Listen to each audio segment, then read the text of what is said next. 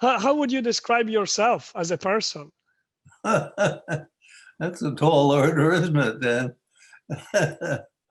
Oh, well, I'm reasonably patient, long-suffering, and terribly wise. Not spoiled. I'm not used to having things go perfectly. 5 feet 9 inches tall. That's about it. Nearly 88. I'm ancient. I think one of my characteristics has always been that I'm a sort of solo person. I don't mean by that a star. What I mean is a person who likes to do things in their own way, on their own, and not be terribly influenced by a boss or rules. Make my own way. Now I can think of 2 reasons for liking that. Especially in research, I try to make my own way a lot.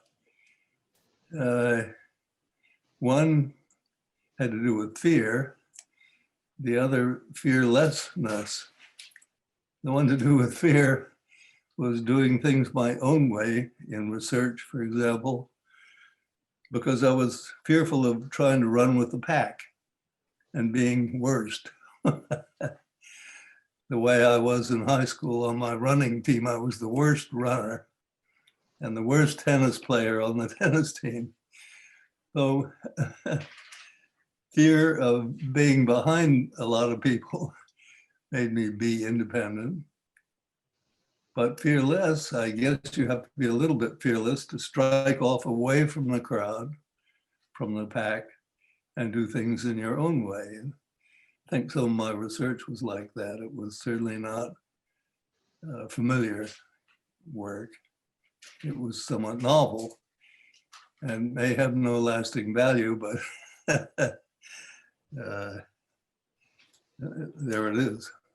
There is one thing to keep in mind, that when you talk to old duffs like me, whose best years are behind them, there's a certain amount of clutter in what you hear, a certain amount of opposite of wisdom, probably. You hope for wisdom with the hindsight of age and all that, but don't consider it's 100% wisdom or anything all that exalted or inspiring.